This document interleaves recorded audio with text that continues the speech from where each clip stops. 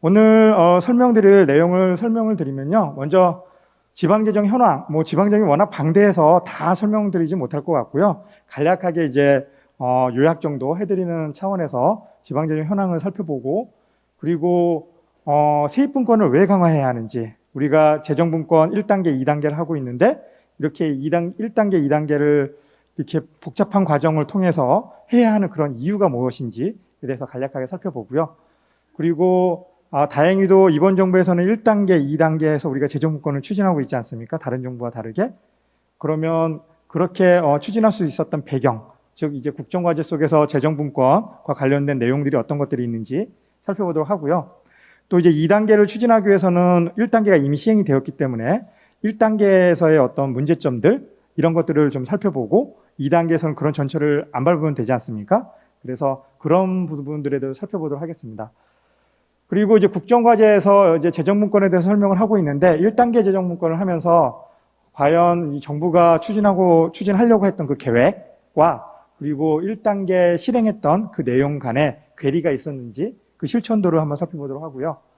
그리고 1단계 재정분권의 문제점과 그리고 2단계에서는 어떤 세목들이 지금 논의가 되고 있는지, 그리고 이행 가능 세목은 어떤 것들이 있는지, 그리고 마지막으로 이것들을 종합을 해서 그러면 2단계 재정분권의 추진 방향을 어떻게 가야 하는지와, 그리고 이제 최근에 이제 제가 접한 그런 내용들, 이런 것들을 좀 설명드리도록 하겠습니다.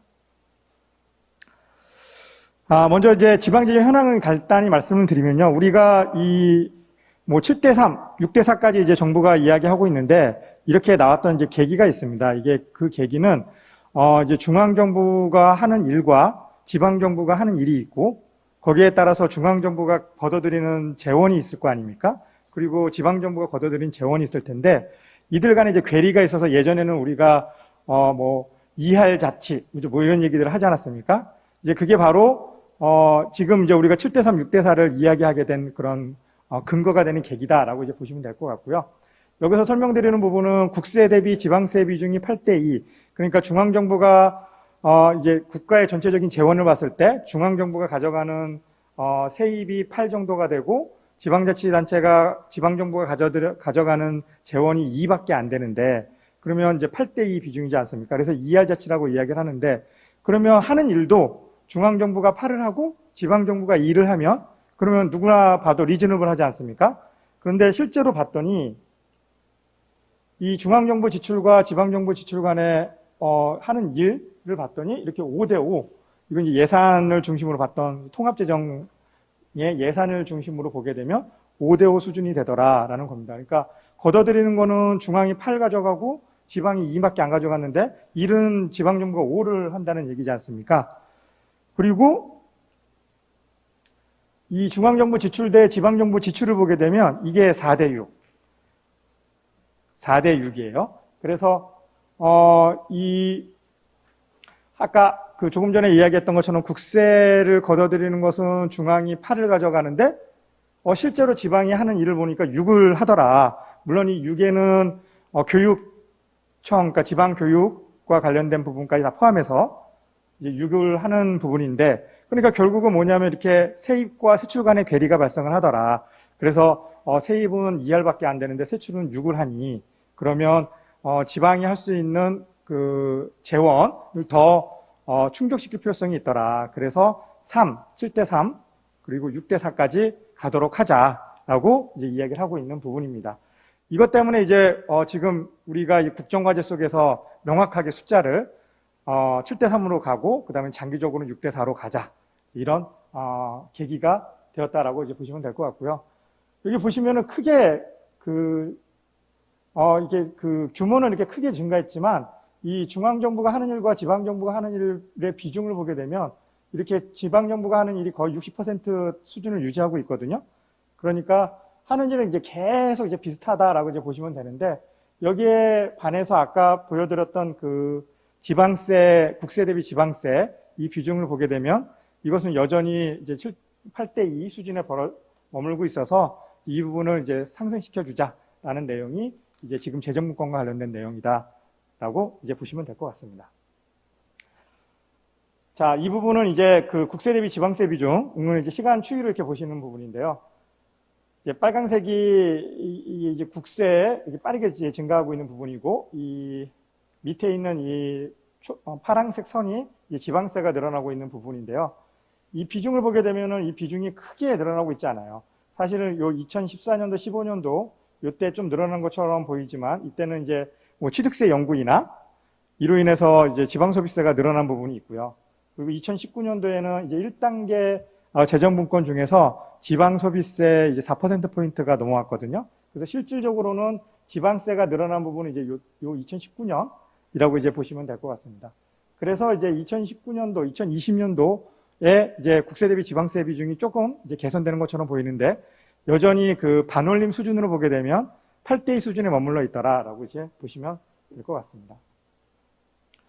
또 이제 우리가 이 지방세 가지고도 이제 국세 대비 지방세를 가지고 이제 재원이 이제 어떻게 중앙과 지방이 배분이 됐느냐를 이제 볼 수도 있고, 또 하나는 이 지방자치단체가 어떤 그 일을 하는 데 있어서 중앙의 눈치를 보지 않고 이제 일을 할 수 있는 재원이 뭐가 있느냐, 이제 그것을 이제 우리는 이 자체 세입이라고 이야기를 합니다. 그래서 자체 세입은 중앙 정부로부터 받아들이는 것이 아니라 지방자치단체 스스로 벌어들인 돈이다라고 이제 보시면 되는 거거든요. 그래서 이 자체 세입은 지방세와 지방세외 수입 이 두 가지를 합친 것을 이제 자체 세입이라고 하고요. 이제 이와 반대되는 개념이 이전 재원이라고 해서 중앙 정부가 이제 지방 정부에게 이전해 주는 재원이다라고 이제 말을 하는데요. 이 이전 재원에는 두 가지, 교부세와 그다음에 보조금, 이렇게 두 가지로 구분이 되어 있다라고 이제 보시면 될 것 같습니다. 그래서 여기 그래프를 보시게 되면 이 빨간색이 이제 자체 세입을 나타내는 거고, 초록색이 이 이전 재원을 나타내는 부분인데, 이 원 데이터를 보게 되면은 이제 함정이 있습니다. 이렇게 보시면은 이게 2014년도에 푹 떨어지지 않았습니까? 자체 세입이. 그래서 이 자체 세입이 떨어졌던 이유는 이게 지방자치단체의 어떤 세 수가 들어온 것이 아니라, 이 당시에 이제 그 아까 조금 전에 설명드렸던 자체 세입을 구성하는 두 개의 항목, 지방세와 세외 수입이 있다고 했는데, 그 지방 세외 수입의 정의가 달라져요. 그래서 임시적 세외 수입 이런 것들을 다 빼서 이제 그외 수입이라는 별도의 세입원을 만들었기 때문에, 그래서 자체 세입이 지방세와 세외 수입을 합친 거라 그러지 않았습니까? 그래서 이제 푹 떨어졌다라고 이제 보이는 거고요.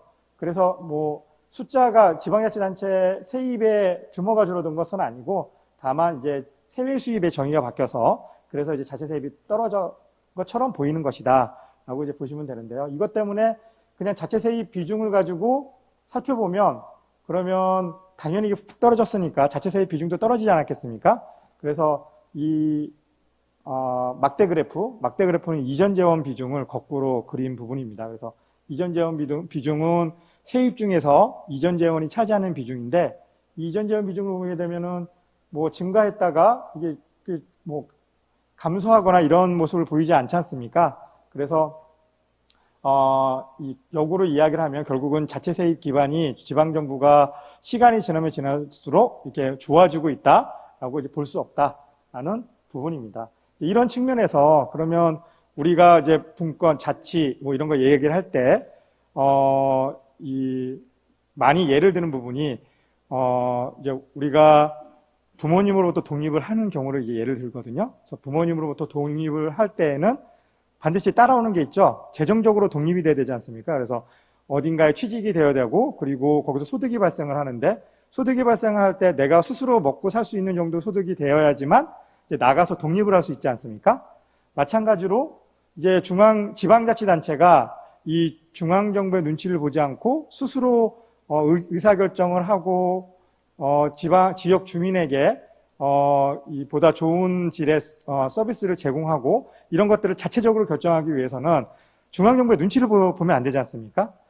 그걸 하기 위해서는 조금 전에 예를 들었던 그 소득, 그렇죠? 소득과 마찬가지로 이 자체 세입이 커야지만, 그래야지만 눈치를 보지 않아도 된다라는 거죠.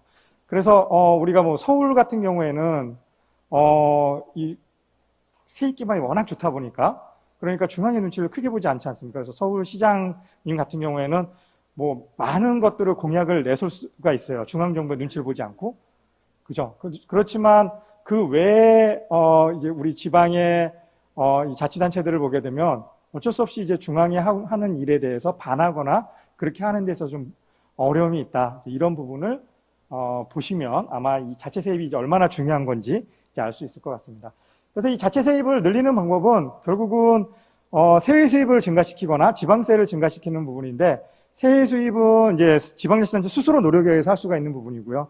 지방세는 조금 전에 설명드린 것처럼 국가와 지방 간에 이런 불균형이 있다 그러지 않았습니까? 아까 국세 대비 지방세는 8대2인데, 그런데 중앙정부 지출과 지방정부 지출을 보게 되면 4대6이니까, 그러니까 중앙에서 좀 더 가져오는 게 맞지 않습니까?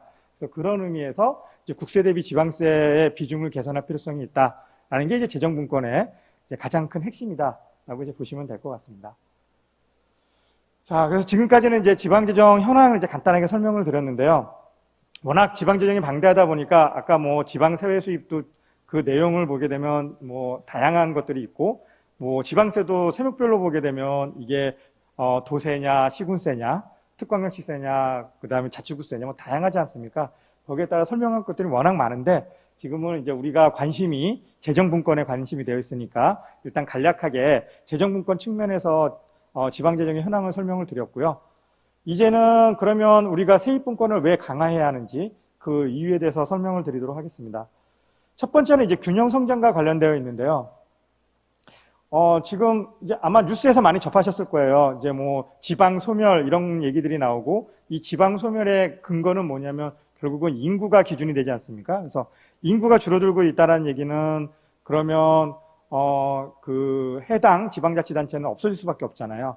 그냥 국민이 있어야 국가가 존재하듯이 지방자치단체는 지역 주민이 있어야 존재하지 않습니까? 근데 인구가 없으면 당연히 지방자치단체의 존재 가치가 없어지니까 지방자치단체가 같이 사라질 수밖에 없죠.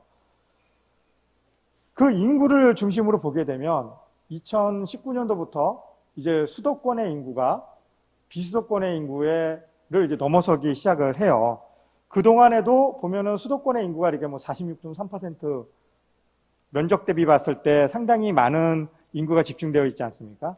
그러다 보니까 이제 중앙정부는 어디에 이제 관심을 가질 수밖에 없냐면 수도권에 대한 이 정책, 이것을 마련할 수밖에 없다라는 거죠. 그러니까 수도권 집중의 정책을 마련할 수밖에 없고, 지금도 보게 되면 가장 대표적인 것이 이제 부동산 정책이 수도권을 중심으로 몇 기 도시 이렇게 나오지 않습니까? 그 도시만 나오는 게 아니고, 그러면 그 도시만 건설되면 되는 것이 아니라 인프라도 구축이 되고, 이러다 보니까 정부의 막대한 재원이 수도권을 중심으로 지금 다 쓰이고 있다는 거죠. 자, 우리가 뭐 닭이 먼저냐 계란이 먼저냐 이렇게 이야기를 할 수는 있겠지만, 어찌됐든 간에 그 국민 입장에서는 서울 중심으로 가서 살고 싶어 하는 그런 욕구가 있고, 그러면 국가는 그 욕구를 충족시키기 위해서 정책을 그렇게 마련할 수밖에 없지 않습니까? 그러다 보니까 인구가 계속해서 수도권으로 유입이 되는, 어떤 게 먼저인지 모르겠지만 아무튼 결론적으로는 인구가 수도권으로 이렇게 몰릴 수밖에 없는 상황이 됐고, 그러면 인구가 몰리면 몰릴수록 무슨 문제가 발생하는 걸까요? 결국은 중앙정부는 국민을 대상으로 하는 거니까 국민을 대상으로 서비스를 제공해 주는 것이 목적이지 않습니까? 그러니까 당연히 수도권을 중심으로 어떤 이 정책이 집중될 수밖에 없다라는 거죠.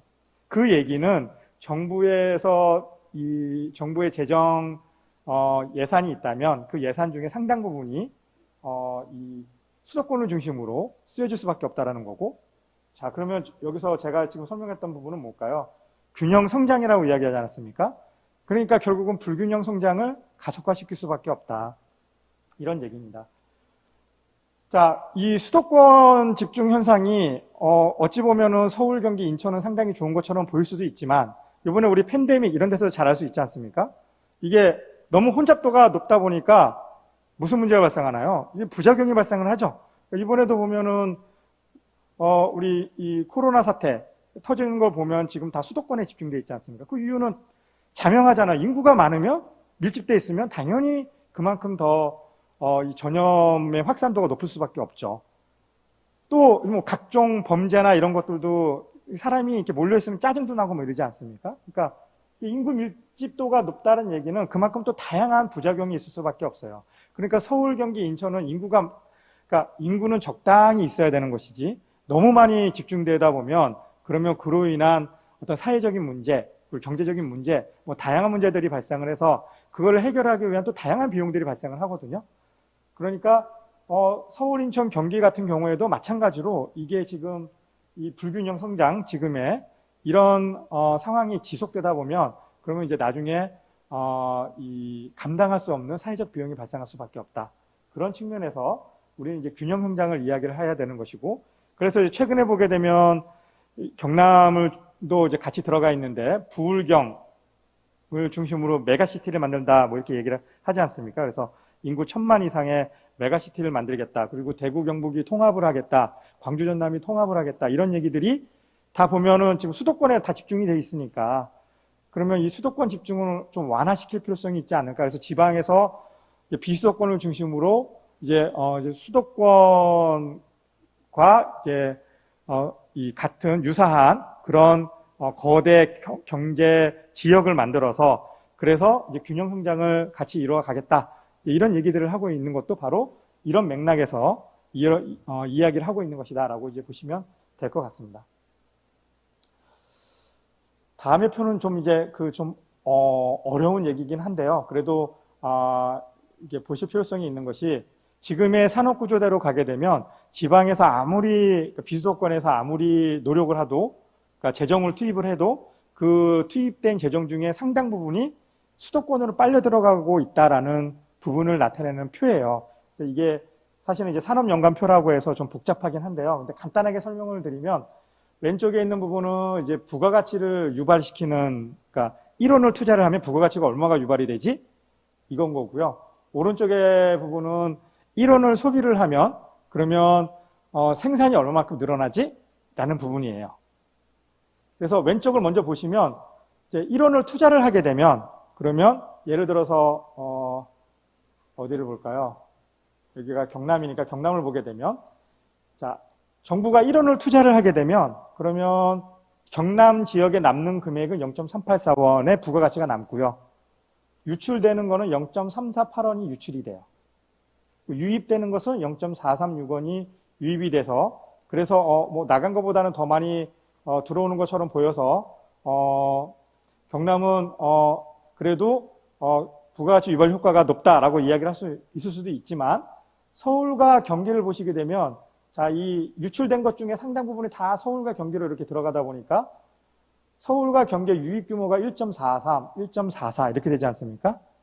그러니까 이게 무슨 얘기냐면 지방에서 열심히 일을 해서 부가가치가 창출이 되면 상당 부분이 지금 이렇게 서울과 경기로 빨려 들어간다라는 거예요.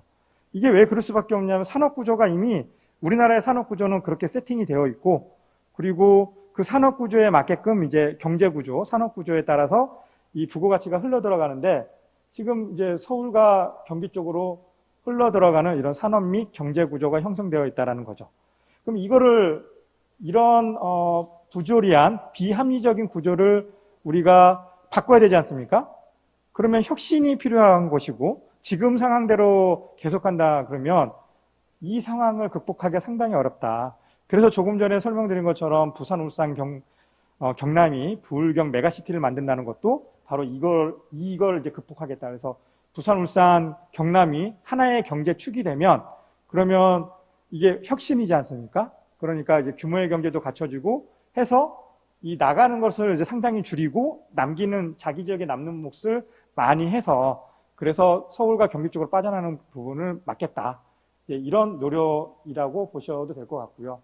또 이제 소비 지출 쪽을 보게 되면 정부가 1원을 쓰면 그러니까 경남도가 1원을 쓰면 경남도에 남는 것은 1.075 그러니까 이게 생산 유발이니까 1원을 쓰게 되면 생산 유발은 뭐 2원 뭐 이렇게 발생을 하는 겁니다. 그러니까 부가가치와 다르게.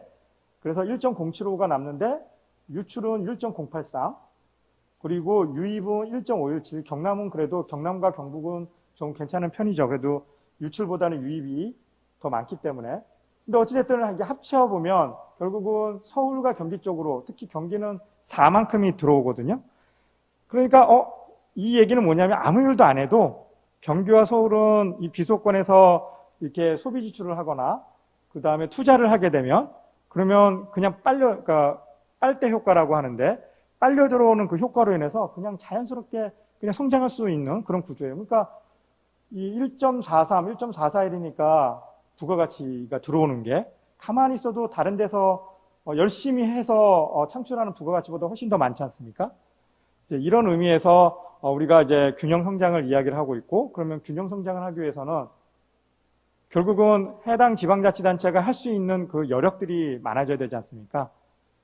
그래서 이 세입분권을 강화를 해서, 그래서 뭐 투자를 더, 그러니까 해당 지방자치단체가 할 수 있는 경제적인 그런 활성화 대책 뭐 이런 것들을 할 수 있는 여건들을 좀 많이 만들어주고, 그로 인해서 이런 구조들을 바꿔야 된다라는 부분입니다. 그래서 조금 전에 이야기했던 뭐 부울경 메가시티나 아니면 경북이나 이 대구랑 통합하는 거, 그리고 광주 전남 통합하는 거, 이렇게 통합을 하게 할 때에도 그 효과를 좀 더 상승시키기 위해서는 이 세입분권이 이제 강화가 돼야지, 그래야 더 많은 일들을 할 수 있겠죠.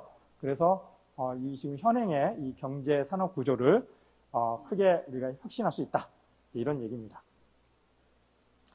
또 세입분권을 강화하게 되면 뭐 논란의 여지는 있지만 어찌됐든 간에 이 OECD 1인당 GDP 뭐와 그 다음에 국세 중에 이제 이 지방세가 차지하는, 조세 중에 지방세가 차지하는 비중, 이걸 이제 종축 1인당 GDP 그리고 행축의 조세 중에 지방세가 차지하는 비중 이렇게 놓고 그래프를 그려보면, OECD 국가들의 그래프를 그려서 점을 찍어보면은요, 이렇게 추세가 이게 증가하는 추세가 되더라.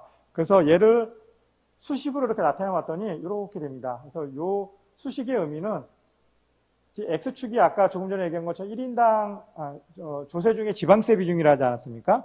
그러니까 조세 중에 지방세 비중이 1원 딱 증가하면, 1% 증가하면, 그러면 454달러가 1인당 GDP가 증가한다, 이런 얘기예요. 그러니까 그러면 1인당 GDP를 늘리려면 조세 중에 지방세 비중이 증가하면 증가할수록 1인당 GDP는 많이 증가하겠죠.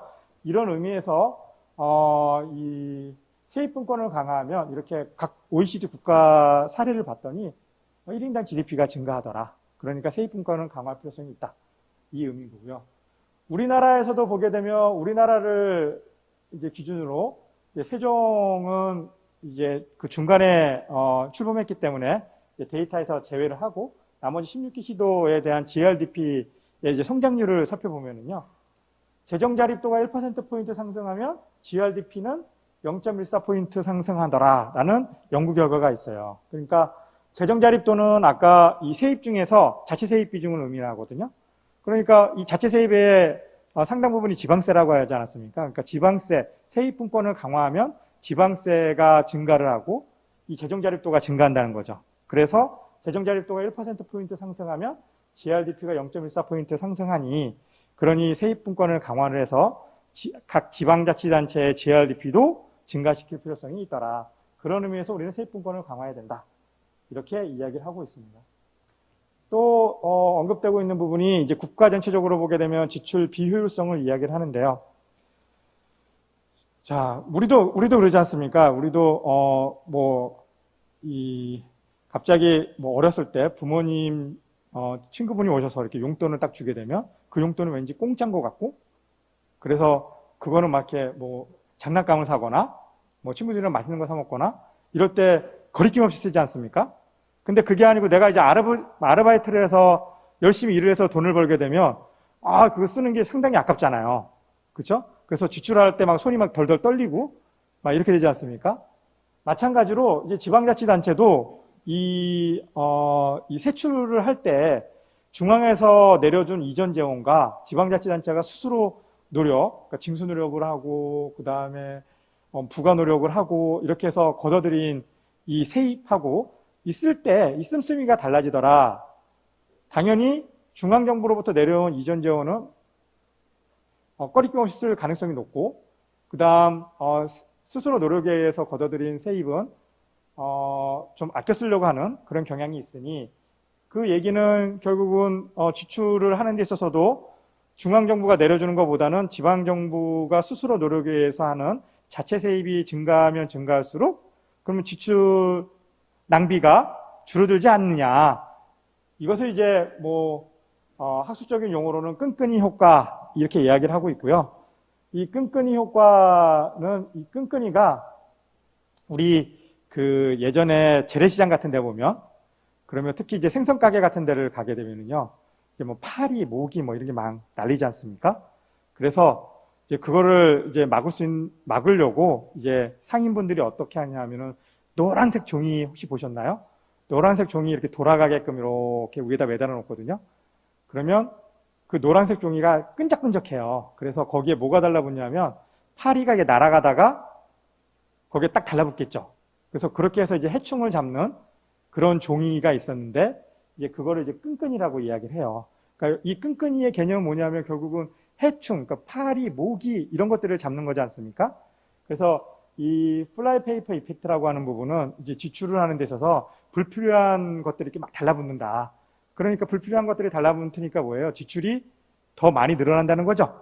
그래서 지출의 비효율성을 이야기하는 그런 학술적인 용어다라고 이제 보시면 될 것 같아요. 그래서 기억하시려면 그 재래시장의 그 끈끈이 노란색 종이 그거를 기억하시면 될 것 같습니다. 그래서 파리 잡는 종이다. 그래서 플라이 페이퍼 이렇게 이야기를 하고 있고 플라이 페이퍼 이펙트 이렇게 이야기를 합니다. 그래서 이거를 이제 뭐 학술적으로 설명을 드리면 지방세 1원 증가로 인해서 발생하는 지방자치단체의 지출 증가액보다 이전 재원 1원 증가로 인해서 발생하는 지출 증가액이 더 크더라. 그러니까 똑같은 다리를 건설하는데요.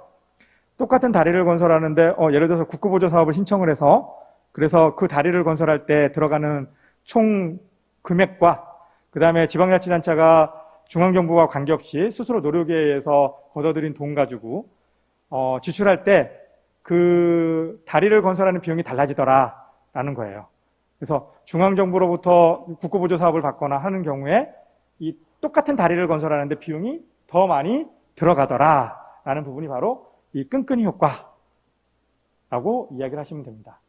그래서 결국 이 얘기는 뭐냐면 이전 재원으로 하는 것보다는 자체 세입으로 하는 것이 이 세출의 비효율성을 줄일 수 있다라는 얘기잖아요. 그러니까 그러면 우리 국가 전체적으로는 이 세입이 이만큼이 있으면 아까 이야기한 것처럼 중앙이 8을 가져가고 지방이 2를 가져갔는데 중앙이 이제 7을 가져가고 지방이 3을 가져가면 그러면 이 가능성이 더 줄어들겠죠. 그리고 우리가 최종적으로는 6대4까지 이야기를 하니까 중앙이 6을 가져가고 지방이 4를 가져가면 그러면 중앙으로부터 받는 이전 재원이 줄어들잖아요.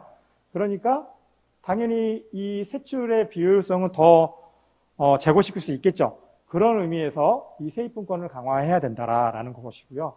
특히 더 빠르면 빠를수록 좋다라고 이야기하는 부분이 바로 이 끈끈이 효과의 비대칭성이라고 이야기를 해요. 그래서 무슨 얘기냐면 이제 한번 이 끈끈이 효과가 발생을 하면 그러면 이제 그거를 다시 정부가 이제 자체 세입을 증가를 시켜서 그래서 이전 재원이 줄어들었다고 하더라도 이미 형성된 그 지출 비효율성은 줄이기 어렵더라라는 게 바로 이 끈끈이 효과의 비대칭성이에요. 그러니까 국고보조 예를 들어서 국고보조 1원을 증가시켜서 비효율성이 뭐 0.5원이 됐다고 하면 다시 그럼 우리는 상식적으로 생각하면 국고보조금을 1원을 줄이면 그러면 0.5원이 줄어들 것처럼 보이잖아요. 그게 아니고 0.3원밖에 안 줄어들더라. 이 얘기입니다. 그래서 이제 이 이전 재원이 늘어날 때의 비효율성과 이전 재원을 줄였을 때의 효율성 이게 대칭적으로 되는 것이 아니라 비대칭적이기 때문에 바로 이 세입분권을 이용할 거면 빠르게 하면 좋다. 이런 의미를 설명드린 부분입니다. 자, 지금 이렇게 크게 세 가지를 이야기했는데 이 세 가지 때문에 우리는 이 재정분권을 해야 된다라고 이야기를 해야 되는 부분이고요. 다행히 이번 정부는 앞에서 말씀드렸던 그런 큰 배경, 국세 대비 지방세는 7대3, 8대2. 그런데 중앙정부 지출과 지방정부 지출은 거꾸로 4대6이니 이 괴리를 맞춰 나가야겠다라는 그런 큰 틀은 합의를 했고, 그리고 그 큰 틀을 이야기를 할 때 그때 조금 전에 이제 설명드렸던 그런 논리적인 근거들 이제 뒷받침되었다라고 이제 보시면 될 것 같습니다. 자, 그래서 이제 결정된 부분이 이제 국정과제 속에 이제 재정분권이라는 내용을 포함시켰고, 그리고 이제 1단계 재정분권이 추진되게 되었고요. 지금 이제 2단계 재정분권을 추진하고 있는 상황이다라고 이제 보시면 됩니다. 그러면 정부가 이야기하고 있는 이 재정분권은 국정과제 속에 어떻게 들어가 있느냐? 정부는 이제 국가 비전을 국민의 나라 정의로운 대한민국 이렇게 설정을 하고 있고, 여기에 따라서 이제 5대 국정 목표를 이렇게 정하고 있습니다. 이 5대 국정 목표 중에 고르게 발전하는 지역이라는 이 국정 목표가 있는데, 이 국정 목표를 달성하기 위해서 전략을 만들었는데요. 세기 전략. 풀뿌리 민주주의를 실현하는 자치분권, 골고루 잘 사는 균형 발전, 사람이 돌아오는 농산어청. 여기에 풀뿌리 민주주의를 실현하는 자치분권이라는 것이 있고, 여기 안에 이제 이 재정분권과 관련된 내용이 있습니다. 그래서 이 20대 국정전략 중에 하나인 풀뿌리 민주주의를 실현하는 자치분권이라는 전략 안에 이 과제가 들어가 있는데, 74번부터 77번 과제가 들어가 있는데요. 여기서 지방재정 자립을 위한 강력한 재정분권이라는 거 되어 있고, 여기 보시게 되면 행안부와 기재부가 이렇게 되어 있죠. 그래서 바로 행안부와 기재부가 되어 있다는 얘기는 이제 기재부가 관할하는 영역 국세, 그리고 행안부가 관할하는 영역 지방세, 그래서 국세 대비 지방세의 이 비중을 개선시켜야 된다라는 내용이 포함되어 있다라는 부분입니다. 그래서 좀 더 구체적으로 살펴보면 여기 국세와 지방세 구조를 개선시키겠다. 그래서 국세 대비 지방세 비율을 7대3을 거쳐서 장기적으로 6대4 수준까지 개선하겠다라는 내용이 있고요. 더 구체적으로 보게 되면 지방세, 소비세의 비중을 확대하겠다. 지방소득세의 규모를 확대하겠다. 그리고 신세원 발굴, 감면율을 줄이겠다. 이런 내용들이 있는데, 안타깝게도 이 감면율은 지금 줄일 수가 없는 상황이죠. 왜냐하면 이 코로나도 있고, 그 다음에 이 경기가 워낙 안 좋았으니까. 그리고 신세원 발굴도 이게 증세와 연결이 되어 있어서 지금은 시기상조다.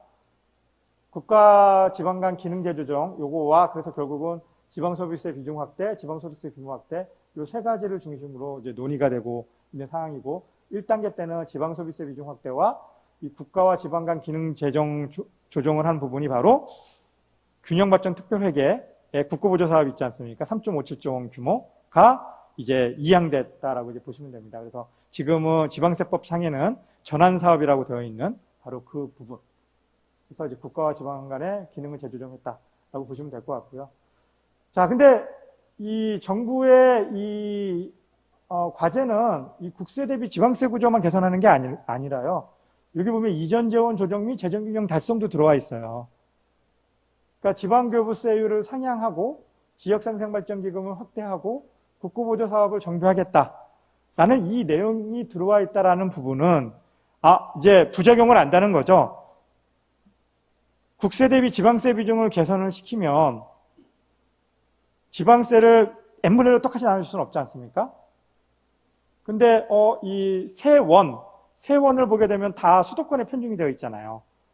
그러니까 국세를 지방세로 가져오고 온다고 하더라도 결국은 이 세수는 수도권에 편중이 될 수밖에 없는 상황이지 않습니까?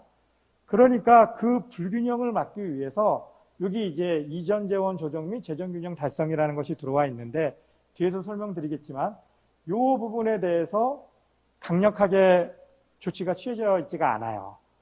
그러다 보니까 1단계 재정분권에서 지금 갈등이 야기가 되고 있는 그런 부분들이 있다라는 부분이고요. 그거는 이제 뒤에 제가 좀 더 자세히 설명드리도록 하겠습니다. 그 외에 지방재정의 건전성 강화, 고향사랑 기부제, 주민참여예산제 이런 것들이 있는데, 주민참여예산제는 지금 계속해서 하고 있는 상황이고요. 지방재정의 건전성 강화는 이게 지금 사실은 이 코로나로 인해서 지방채가 막 늘어나고 있는 상황에서 지금 현재 지방재정의 건전성은 우리가 이야기할 수는 없지 않습니까? 국가도 이제 재정준칙 다 결정을 해놨는데 지금 다 밀어놓은 상황이잖아요. 그래서 지방재정의 건전성은 아직 이 실효성이 있는 그런 정책들이 마련되어 있지는 않다. 그리고 고향사랑 기부제 활성화는 이건 원래 막 추진하려고 했다가 이제 일본 사례를 보니까 이제 부작용이 너무 많은 거죠. 그래서 이 부작용을 이제 해결하기 전에는 이걸 시행하기엔 좀 무리가 있어서 이제 지금 이제 보류되어 있는 그런 상황이다라고 이제 보시면 될 것 같습니다. 그러면 이제 1단계 재정분권은 이제 어떻게 추진되었는지에 대해 살펴보도록 하겠습니다. 자, 이번 정부는 이 재정분권을 추진하는 데 있어서 두 단계로 나눠서 추진을 해요. 1단계, 2단계. 이렇게 추진을 하려고 했고, 그리고 1단계는 2019, 20년, 2단계는 2021년, 22년 이렇게 나눠서 추진을 하려고 하는데, 이제 뒤에서 제가 이제 그 이양 가능 세목을 설명할 때도 말씀을 드리겠지만, 처음에는 지방소비세와 지방소득세를 가지고 설명을, 그 재정분권을 추진하려고 하는데, 지방소득세가 좀 문제가 있었어요. 그래서 지방소득세가 뭐 간략히 지금은 설명드리고 있다가 자세히 설명드리도록 하겠습니다. 지방소득세는 이게 이 정부가 이 세입분권을 강화하는데 전제 조건이 있었어요. 전제 조건은 뭐냐면 납세자의 세부담이 늘어나면 안 된다. 그러니까 우리가 그 이전 정부 박근혜 정부를 거슬러 올라가면 증세 없다고 얘기를 했잖아요. 그런데 담배 소비세 증세한 거잖아요. 결론적으로 이야기를 하면. 근데 국민의 건강을 증진한 거기 때문에 증세가 아니다. 이렇게 우기는 거잖아요. 그렇죠? 그래서 그런 전철을 밟지 않기 위해서 납세자의 세부담이 늘어나는 거에 대해서 상당히 기피를 했어요. 그래서 납세자의 세부담을 중립하는 원칙하에 국세 대비 지방세 비중을 개선하겠다. 이게 이제 목표거든요. 근데 지방소득세는 그게 상당히 어려워요. 그리고 지방소득세는 세수 편중이 좀 심해요. 그래서 일단 1단계에서는 지방소득세를 배제시켰어요. 그리고 2단계 할 때 조금 더 고민해서 한번 해보자. 이게 목적이었고, 그래서 1단계는 지방소비세를 이제 중심으로 이 세입분권을 추진을 했고요. 그래서 지방소비세의 세율이 2018년도까지만 해도 11%였거든요. 그런데 이 세율을 10%포인트 올려서 21%로 만들겠다. 그래서 2019년도에 4%포인트를 인상을 해줬고요. 그리고 2020년도에 추가적으로 6%포인트를 인상을 해서 총 10%포인트를 인상을 해줍니다. 그래서 이 규모가 약 한 8조 원 규모가 되고, 그래서 8조 원 규모를 지방으로 이양을 해줬고요. 그리고 아까 그 국정과제를 보게 되면 그로 인해서 사무에 대한 개선도 있어야 된다고 하지 않습니까? 그래서 사무 개선, 이게 균형발전 특별회계에 국고보조 사업이 있는데 그 사업의 3.57조 원 규모를 지방으로 이양을 해요. 그래서 아까 한 8.4조 원 규모, 3.5조 원 규모, 그러니까 약 한 5조 원 규모가 남는데, 그런데 이제 뭐 지방교부세 자연감소분 뭐 이렇게 하게 되면 순중은 약 3.4조 원, 그러니까 교육청 전출금 이런 것들을 빼게 되면 지방에 남는 순중 규모는 약 3.4조 원 규모고, 1단계 이 세입분권이 시행될 수 있었던 이유는 바로 이 순중 규모 3.4조 원 규모 때문에 이 1단계 이 세입분권이 추진될 수 있었다라고 보시면 됩니다. 왜냐하면 조금 전에 설명드린 것처럼 세입분권을 강화하면 뭐가 문제라 그랬죠? 아시는 분? 상품이 있으면 참 좋았을 텐데. 세입분권을 강화하면 뭐가 문제라 그랬어요? 세수의 편중이 심해진다 그랬잖아요. 수도권에 대한 세수의 편중이 심해질 수밖에 없는데, 자, 11%에서 21%로 10%포인트를 올리니까 결국은 수도권, 그러니까 서울, 경기, 특히 서울, 경기는 보통교부세 불교부 단체예요. 그죠, 본청이. 그러니까 이쪽은 자연감소분도 없어요. 그러니까 세수가 많이 늘어나는 거예요. 그리고 다른 데를 보게 되면, 거기다가 이 이양사무 규모도 작아요. 특히 서울 같은 경우에는 균특사업에 대한 보조금이 상당히 작잖아요. 뒤에서도 보여드리겠지만 상당히 작습니다. 그러니까 늘어나는 건 맞는데 반대로 해야 할 일은 작은 거예요. 그런데 비수도권 도를 보게 되면 경남도 마찬가지고요. 전남, 전북, 경북 뭐 다 마찬가지로 균형발전 특별하게 그동안에 일했던 그 규모와 지방소비세 받았던 규모를 비교해 보니까 일해야 하는 게 더 많아요. 그러면 이 1단계는 추진이 될 수 있겠습니까? 없겠습니까? 딱 다들 답이 오잖아요. 감이 오잖아요. 안 하죠, 다들. 그러면 이 합의를 이루기가 어렵거든요. 그런데 조금 전에 설명드린 것처럼 자, 여기서 8.5조 원 규모가 이제 증가가 됐고 3.57조 원 규모, 그다음 뭐 지방교부세 감소되는 거, 그다음 교육청 전출금 나가는 거 뺐더니 한 3.4조 원 규모가 남으니까 그 돈을 가지고 이제 마이너스 나는데 자치단체들 있지 않습니까? 이쪽을 채워준 거예요. 그 채워주기 위해서 어떤 일을 했냐면 중앙정부 기능이양 요것을 보존해줘요. 3.57조 원 규모를 다 보존해줍니다. 그리고 남은 금액을 가지고 지방소비세로 뿌려주니까, 그러니까 어느 지방자치단체 손해를 보는 지방자치단체 없겠죠. 왜냐하면 지출을 다 막아줬잖아요. 그리고 거기에 더해서 이제 세입분권에 대한 이 세입을 나눠준 거니까 어느 지방자치단체도 마이너스가 되는 데가 없었거든요. 그런데 뒤에서 설명드리겠지만 여기서 이제 문제가 발생했던 게 여기 이제 3년 일무를 두다 보니까 그러면 3년이 끝나면 그러면 손해를 보는 지방자치단체가 나올 수밖에 없지 않습니까? 그래서 여기서 이제 갈등이 생길 수밖에 없더라. 어찌됐든 1단계의 긍정적인 영향은 뭐였냐면 정부가 그나마 그래도 이 세입분권을 강화하기 위해서는 세수의 불균형이 발생할 수밖에 없다라는 걸 인지하고 순증 규모를 남겨놨다. 그래서 이 순증 규모를 우리는 순증이라고 얘기 안 하고 이제 비용이다라고 이야기하신 분들이 많은데 세입분권을 하기 위한 비용이다. 이렇게 이야기를 하는데 그 비용이 있었기 때문에 그래서 이제 2단계에서도 이야기를 하는 부분이 바로 그 세입분권을 하기 위해서는 남아야 하는 금액, 세수의 불균형을 해결하기 위한 금액 이게 필요하다라고 이야기를 하고 있고 지금 논의되는 것은 한 4%포인트 지방소비세 그 정도 규모가 이야기되고 있다라고 이제 보시면 될 것 같고요. 2단계 때는 이렇게 뭐 지방재정조정제도를 근본적으로 개편하겠다, 지방세 추가 확충하겠다 뭐 이런 얘기들이 있는데 지금 2021년이잖아요 벌써? 올해 추진이 돼야 되는데 이것들을 다 하기에는 이제 어려움이 있으니 결국은 가장 핵심은 국세 대비 지방세 비중이잖아요. 그래서 국세 대비 지방세 비중을 개선하는데 관심이 있더라라는 부분입니다. 그래서 뒤에서 이제 설명드릴 때에는 지금 이제 돌아가는 현상에 대해서 좀 더 설명을 드리도록 하겠습니다. 1단계 재정문건에서 이제 핵심 세목이었던 부분은 바로 이 지방소비세고요. 이 지방소비세가 중앙정부와 지방정부 간의 일종의 공동세 형식을 취하고 있어요. 그래서 지방소비세를 뭐 100원을 거두면 2018년도까지는 11원은 지방에 주고요. 89원은 중앙이 가져갔어요. 그리고 89원 중앙이 가져간 것 중에 19.24%는 교부세로 준 거고요. 그 다음에 20.25%는 교육재정 교부금으로 준 거고 지금은 이제 1단계 지나서 20.79%로 올라가긴 했는데 이제 바로 이 부가가치세는 이제 그렇게 지금 공동세로 운영이 되고 있다라는 부분입니다. 그래서 지방소비세가 2010년도에 도입되었는데 그때는 부가가치세액이 5%였고요.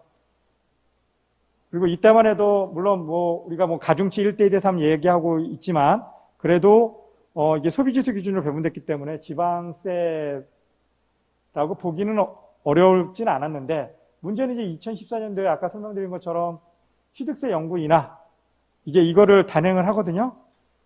부동산 시장 활성화를 하기 위해서 이제 그 당시 기재부 에서 이 취득세 연구 인하를 단행을 했고 당연히 지방은 반대하겠죠. 왜냐하면 취득세를 연구 인하면 취득세 세입이 줄어들지 않습니까? 그러니까 지방의 세입 규모가 줄어들기 때문에 당연히 반대할 수밖에 없더라. 그래서 반대를 하니까 그러면 그거를 무마시키지 않으면 이게 취득세 연구 인하를 할 수가 없잖아요. 그래서 그러면 보전해 주겠다. 보전해 주려고 하다 보니까 없어요. 뭘 가지고 보전하지? 여기 보니까 지방소비세가 있네요. 그래서 지방소비세의 6%포인트를 취득세 연구 인하 보전분으로 주겠다. 이제 이런 카드를 꺼냈고 그래서 이걸 이제 행안부에서 받아들여서 그래서 취득세 연구 인하가 이제 시행되게 된 겁니다. 그래서 이제 지방소비세 세율은 11%가 된 것이고요. 그럼 여기 보시면 이 6%는 이거는 지방소비세가 아니에요. 이건 취득세의 비중대로 뿌려주는 거기 때문에 받는 거는 지방소비세를 받았지만 실제로는 지방세가 아닌 그런 형태를 취할 수밖에 없더라. 이런 의미고요. 그리고 이제 뭐 지방소비세에 이 가중치 외에 가중치를 줬음에도 불구하고 수도권의 비중이 너무 높다 보니까 이 수도권의 비중을 수도권에 편중되는 세수를 완화시키기 위해서 그래서 지역상생발전기금은 35%를 출연하도록 수도권에게 그렇게 되어 있는 부분이죠. 그래서 이제 여기서 이제 이 당시에는 별 문제가 없었는데 지금 이제 1단계 세입분권을 추진하다 보니까 인천시가 애매해진 거예요. 인천시가 상생발전기금 35%까지 내게 되면 그럼 본청이 이게 보통교부세 줄어들고 뭐 이렇게 하다 보니까 마이너스가 날 수도 있는 그런 상황이었고 그것을 아마 이제 행안부가 고려해서 이제 보통교부세에 이제 반영해 준 것으로 알고 있습니다.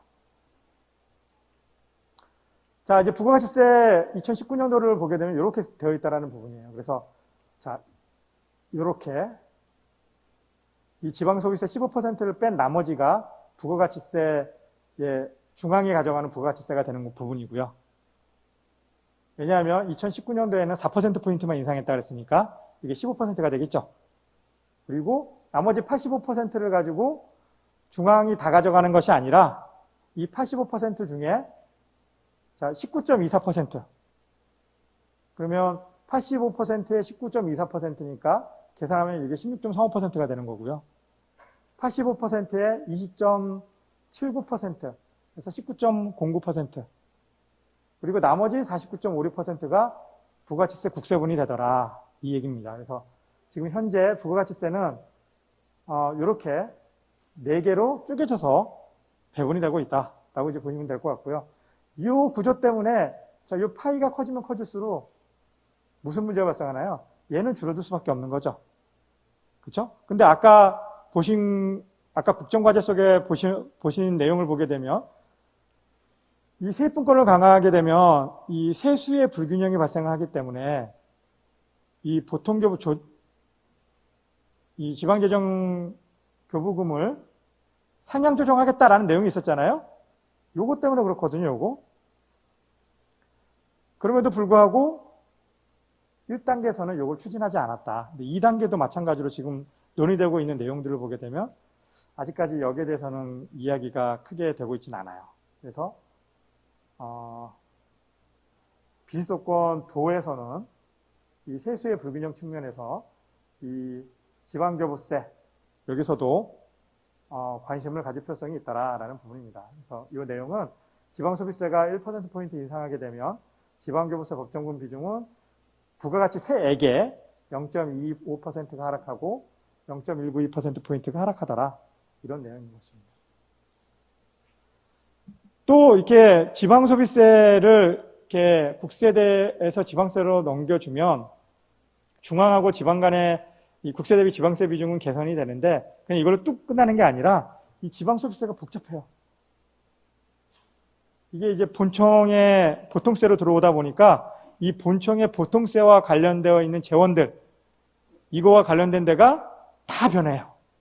그래서 보시게 되면 지방교육자치단체 전출금 이게 본청의 보통세와 연결이 되어 있잖아요. 그러다 보니까 이만큼 있다 다 늘어나요. 그러니까 지방에 남는 것이 아니라 이만큼 또 다 나가겠죠. 그래서 이거 나가는 목. 시군조정교부하고 자치구조정교부금은 지방에 남아있지만 본청과 기초 간의 관계를 보게 되면 본청에서 나가는 거예요. 그러니까 지방소비세는 광역세니까 본청에 다 남아있지 않습니까? 근데 이 본청의 보통세에 해당하는 이 지방소비세가 증가하게 되면 시군조정교부금하고 자치구조정교부금도 늘어나서 이 기초로 나가거든요. 자, 이 말씀을 왜 드리냐 하면 지금 이제 2단계 때 논의되고 있는 부분은 1단계 때 지방소비세를 중심으로 운영이 되다 보니까 지방소비세가 특광역시세이자 도세라고 이야기를 하지 않았습니까? 광역세. 그러니까 그 얘기는 기초에 아무런 혜택이 없다. 이렇게 생각할 수도 있지 않습니까? 그런데 그렇지 않다. 이 도세와 특광역시세가 증가를 하게 되면 조정교부금이 늘어나요. 내려가는. 그래서 당연히 시군과 자치구의 재정도 변하고요. 증가한다라는 거죠. 그죠? 조정교부금이 증가하니까. 그리고 보통교부세도 늘어나요. 왜냐하면 특광역시세의 기준재정 분역분이 크게 위축이 되거든요. 그러니까 재원은 줄었지만 이 비중으로 배분이 되기 때문에 특광역시의 비중이 워낙 크게 줄어들어서 그래서 이 시군은 오히려 보통교부세가 늘어나더라라는 게 1단계 재정 분권의 이 결과다라고 이제 보시면 될 것 같습니다. 자, 그래서 이제 지방소비세가 이렇게 이제 누더기가 되기 시작을 해요. 그래서 6% 이건 지방소비세냐 이렇게 달고요. 부가가치세에 이제 5%, 4%가 있는 것이고 여기 안에 그리고 2020년도에 6%를 또 인상을 시켰고요. 그리고 이제 지금 이제 또 논의가 되고 있는 부가가치세 인상분이 있다라는 부분입니다. 근데 얘네들이 다 성격이 달라요. 그러니까 부가가치세 이제 5% 이전 거 이거는 지역상생발전기금이 여기서 끝납니다. 일몰. 그리고 이제 4%와 6%가 합쳐져서 그래서 전환사업 보존금 나가고 남는 금액에 대해서 지역상생발전기금은 다시 출연하도록 되어 있어요. 그러니까 같은 지방소비세인데 또 달라요. 칸막이를 해야 됩니다. 거기다가 최근에 이제 2단계에서 논의되고 있는 것 여기는 이제 지금 공동세를 이야기를 하고 있거든요. 뒤에 설명드리겠지만 기초자치단체가 우리는 지방세가 늘어나는 게 없다. 그러니까 2단계 때는 우리가 지방세로 늘어나야 되지 않느냐 이런 얘기를 해서 그러면 방법이 이 시군세든가 자치구세라든가 이것을 이제 국세와 지방세로 개선해야 되는데 세목을 찾다 보니까 못 찾는 거예요. 이따가 설명을 드리겠지만 그래서 결국은 세목은 그냥 지방소비세로 다시 하자. 근데 지방소비세는 이게 특권역시세이자 도세잖아요. 그러니까 그래? 그러면 이 공동세로 운영을 해서 일부는 시군세, 자치구세로 하자. 이제 이렇게 방향을 설정해 놨어요. 아직 확정되진 않았지만. 그러다 보니까 여기 또 이제 하나가 또 생기는 거죠. 지방소비세가 이게 누더기가 돼서 이게 지방세냐 이렇게 이야기하면 아무도 지방세다라고 이야기하기가 어려울 정도가 됐다. 이런 말씀을 드리는 부분입니다. 자, 그리고 이제 지역균형발전특별회계 중앙사무를 지방으로 이양을 했는데 이 부분을 살펴보니까 균형발전특별회계 연평균 증가율이 2.2%, 부가가치세 연평균 증가율이 3.6%. 이 얘기를 하는 이유는 당연히 우리가 사무로 받는 것보다 세입으로 들어오는 게 더 빠르게 늘어나고 있다는 거잖아요. 그러니까 받는 것이 바람직하다. 이제 이 의미를 말씀드리려고 한 거고요. 이런 이유 때문에 큰 틀에서는 받는 게 맞는데 이제 문제는 세부적으로 갔을 때 그러면 요 균형발전특별회계 요것이 뒤에 있나 봅니다. 일정하거든요. 매년 일정하다 보니까 지방자치단체 입장에서는 이걸 그냥 세입으로 삼고 있었어요. 그동안에. 근데 그 세입원이 그냥 한순간에 사라지지 않습니까? 일몰을 하게 되면. 그로 인해서 이제 문제가 발생하는 부분은 이제 우리가 해결해야 할 몫이다라는 부분입니다. 자, 그래서 이제 이 1단계에서 지방소비세가 확대가 되면 본총의 세입 변화는 이제 어떻게 되느냐를 보게 되면 이제 부가가치세액의 10%포인트가 넘어오면 지방소비세가 증가하게 되는데요. 이 지방소비세가 다 증가하는 게 아니라 지방소비세 중에서 수도권은 상생발전기금 35%를 출연하게 돼 있어서 이제 요것만큼 나가게 되는 거고, 그리고 교육청 연출금, 이 교육청 연출금은 뭐 서울은 10%, 경기 5% 뭐 이렇게 도 3.6%인가요? 뭐 이렇게 되어 있지 않습니까? 그래서 그 비중대로 또 다 나가고요. 또 조정교부금 재원이 증가하기 때문에 조정교부금은 시군과 자치구로 또 나가게 돼 있어요. 그러니까 10%포인트가 증가했지만 본총에 남는 것은 10%포인트가 다 남는 건 아니죠. 상당수가 다 빠져나가고 남는 거는 이제 일부만 남고 거기다가 보통교부세도 또 마이너스가 돼요. 그래서 우리가 생각한 것만큼 그렇게 순증 규모가 크지는 않더라라는 부분입니다. 그래서 이 보통교부세가 마이너스가 되는 이유는 이제 여기 뭐 보통교부세를 우리가 배분할 때 기준재정 부족분으로 배분을 하는데 기준재정 수요액과 기준재정 수입액의 차이가 부족분이잖아요. 그런데 여기 수입이 지방 소비세가 증가하니까 여기 수입이 늘어나니까 당연히 부족분은 줄어들겠죠. 그러니까 본총에 내려가야 하는 보통교부세가 크게 위축이 되더라라는 그런 내용입니다. 기초는 아무런 순증이 없는 것이 아니라 조정교부금이 증가하고요. 보통교부세도 증가를 해요. 그 이유는 아까 이 보통교부세는 그 내국세 19.24%, 거기에 곱하기 이제 부족분 비중이거든요. 그래서 재원은 내국세 19.24%는 줄어들었는데, 그런데 부족분 비중이 기초는 증가하지 않겠습니까? 아까 광역, 본청이 크게 줄어드니까. 그러니까 이 늘어난 효과가 재원 줄어든 효과보다 더 커서, 그래서 기초는 다 순증이 보통교부세는 증가해요. 그러니까 이 두 가지를 더하면 기초자치단체는 당연히 순증 규모가 플러스가 되겠죠. 그래서 근데 다행히도 이 두 개 재원은 다 자주 재원이에요. 좀 꼬리표가 안 달린. 그러니까 지금 이제 뭐 세입 뭐 지방세로 달라 뭐 이렇게 이야기하고 있는데 그것과 요 지금 현재 받고 있는 이 금액을 비교할 필요성은 있더라라는 이제 부분입니다. 1단계 재정분권의 실천도를 설명을 드리면 이제 앞에서 국정과제에서 이렇게 하겠다라고 했으니까 그 하겠다라는 계획과 그건 실제로 실행한 그 실행 내용 간에는 어떤 괴리가 있었는지 살펴보면 지방소비세의 비중을 확대하는 부분은 확대했죠. 그래서 2020년 지방소비세는 2018년도에 비해서 10%포인트 상승을 해서 그래서 국세 대비 지방세 비중이 이렇게 개선이 됩니다. 77.7대 22.3에서 75.8대 24.2. 근데 이제 이거를 반올림 해버리면 여전히 8대 2. 그래서 아직까지 이제 7대 3에 근접하지는 못하더라. 이 얘기인 거고 2단계 때 이제 요거를 올려서 뭐 77대 뭐 23 뭐 이렇게 해서 이제 7대 3 이렇게 만들겠다라는 부분입니다. 자, 그래서 부가가치세 이제 구성을 보게 되면 이제 21%가 됐고요. 그래서 아까 말씀드린 것처럼 그럼 여기가 89%가 되지 않았겠습니까? 89%에 19.24%, 89%에 20.79%. 이제 이게 지방교부세와 교육재정교부금으로 이제 빠져나가는 거고, 그럼 지금 현재 국가가 가져가는 몫은 47.38% 부가가치세. 요거를 설명드리는 이유는 2단계 때도 지방소비세를 우리가 이야기할 수 있는 근거가 바로 여기. 이거 더 크지 않습니까? 훨씬 더? 그래서 더 가져올 수 있는 여력이 있더라라는 이제 부분입니다. 그래서 이것 때문에 이제 2단계에서도 지방소비세가 이 국세 대비 지방세의 비중을 개선시켜야 하는 주요 세목으로 계속해서 이제 거론되고 있는 부분이고요.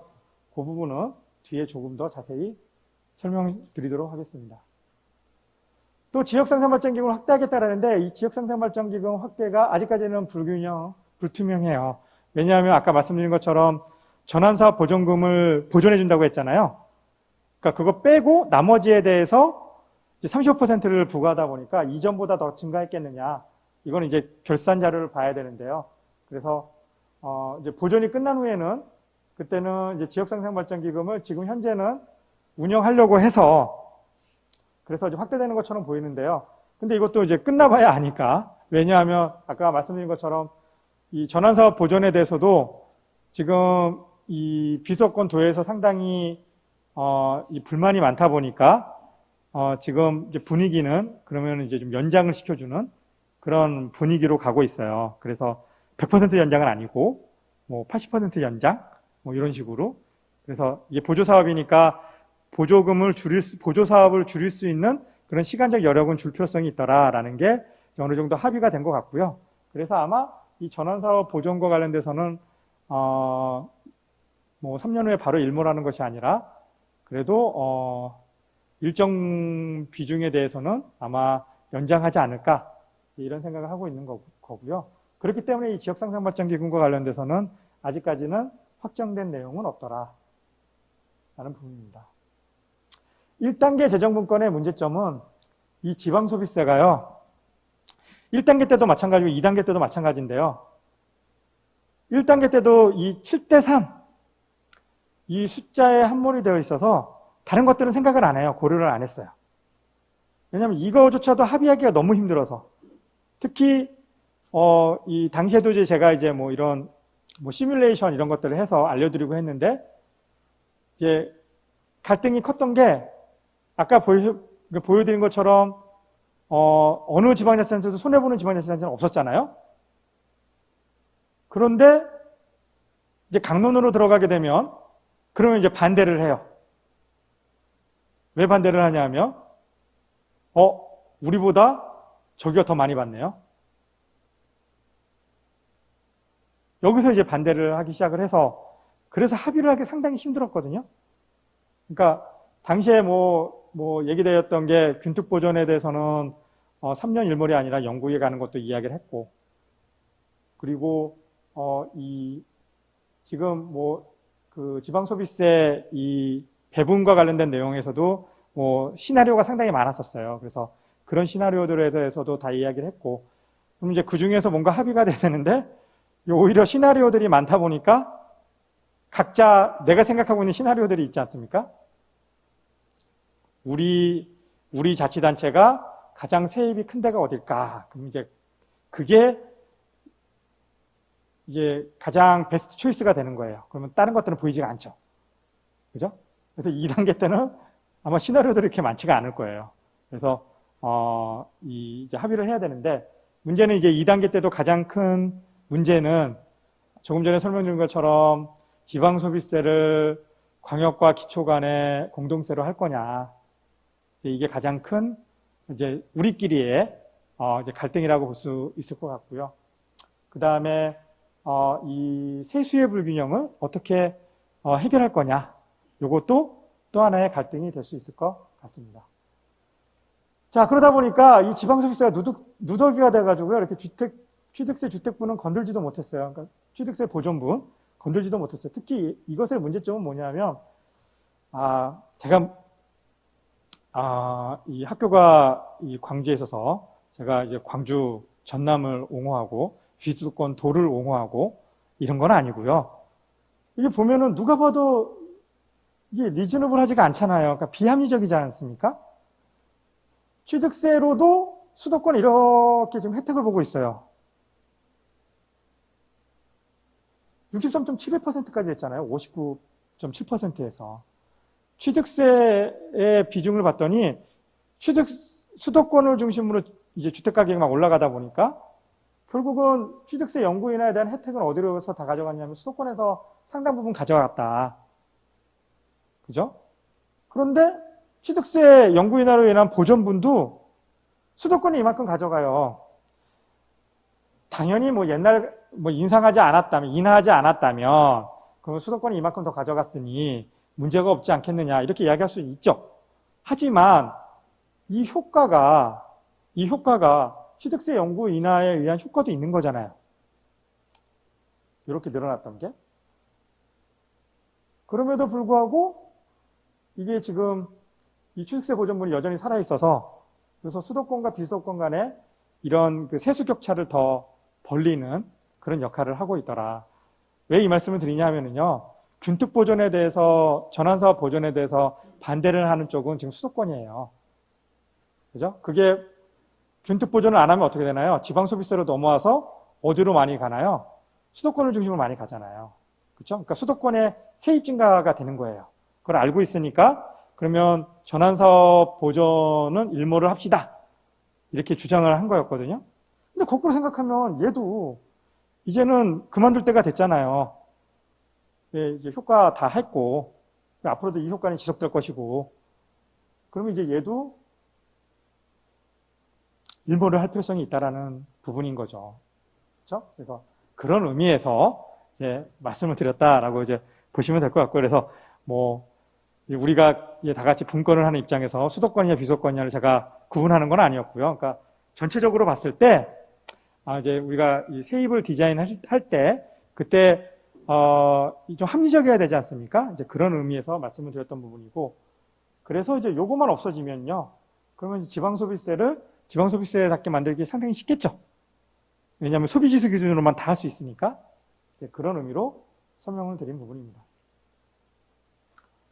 마찬가지로 이제 비수도권 측에서도 보게 되면 1대 2대 3 이게 사실은 세에서는 있으면 안 되는 부분이에요. 1대 2대 3이라는 것은 이게 세수의 불균형을 완화시키기 위해서 집어넣은 거잖아요. 사실은 세수는 거친 만큼 그 해당 지방자치단체가 거둔 만큼 가져가는 게 그게 지방세 원칙인 거잖아요. 그렇죠? 근데 우리는 돈이 없으니까 우리는 거둔 것보다 2배를 더 주세요. 우리는 돈이 더 없으니까 고등부보다 3배를 더 주세요. 이 얘기잖아요. 1대 2대 3이. 그러니까 그거는 이 지방세 원칙에 좀 맞지 않으니 이거는 1대 1대 1로 하자. 아, 그 무슨 소리십니까? 그러면 세수의 불균형은 심화되지 않습니까? 당연히 심화되죠. 그런데 우리는 다행히도 이런 문제점을 알고 있어서 우리는 지방재정 조정제도라는 게 있잖아요. 세입의 불균형을 해소할 수 있는 또 재원이 따로 있단 말이에요. 그 재원을 가지고 요거는 해결하면 되는 거잖아요. 그죠? 그죠? 이거는, 시뮬레이션을 해보면은요, 할 수 있어요. 지금 수준의 그런, 이 세입 비중을 유지하면서 지방소비세를 지방소비세답게 만드는 그런 것들을 할 수 있으니까 그런 내용들을 좀 같이 병행했으면 좋았을 텐데 시간이 부족해서 할 수가 없었어요. 근데 문제는 뭐냐면 2단계 때도 얘는 여전히 이제 배제가 되어 있어서 아마 2단계 때도 이야기가 어려울 것입니다.